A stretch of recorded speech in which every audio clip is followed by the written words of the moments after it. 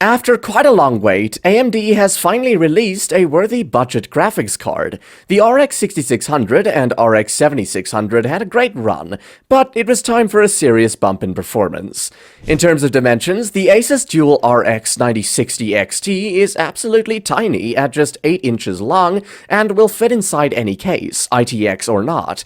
To power this tiny monster, you need just a single 8-pin PCIe power connector, which is plenty for the 150-watt TDP.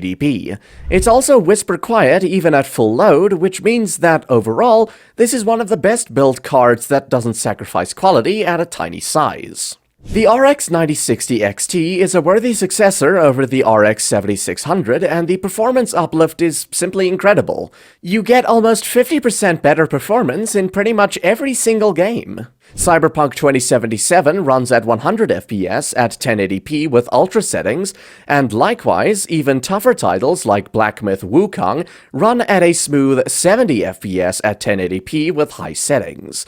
And on top of all that, if you wish to play high refresh rate esports titles, then I'm happy to report that in Counter-Strike 2, it's able to hit a whopping 300 FPS at 1440p with medium settings. Now, I want to immediately address the elephant in the room, the lackluster 8GB frame buffer.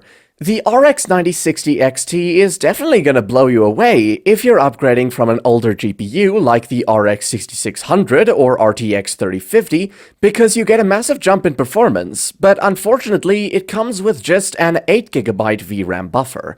It's enough for a lot of games and even perfect for esports players, but as soon as your game needs more than 8GB, it's going to see a performance degradation. You'll be limited to playing games at 1080p with this card, and 1440p will only be smooth on easier to run titles like Marvel's Spider-Man or Forza Horizon 5.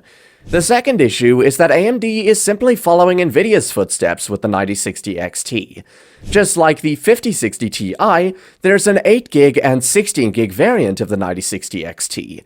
As a result, it's more enticing to get the 16GB version instead.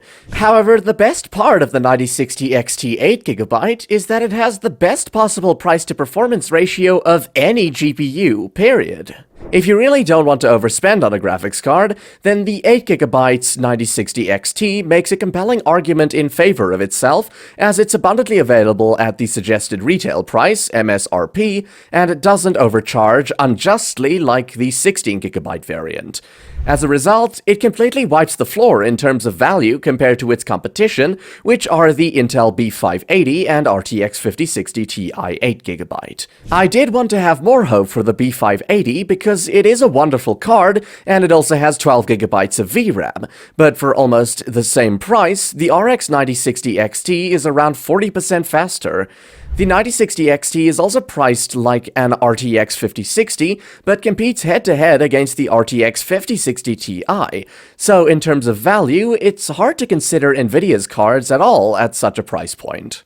At the end of the day, if you need a blazing fast gaming card that's light on the pocket, then the ASUS Dual RX 9060 XT is currently the best choice, despite its 8GB VRAM buffer. At just around $300, it pairs well with budget CPUs, and is a great starting point for first-time builders or those looking to upgrade to the latest tech after a long time. To sum up, what I like is the blazing fast performance at 1080p, the tiny size, and the excellent value for money. On the downside, only 8GB of VRAM.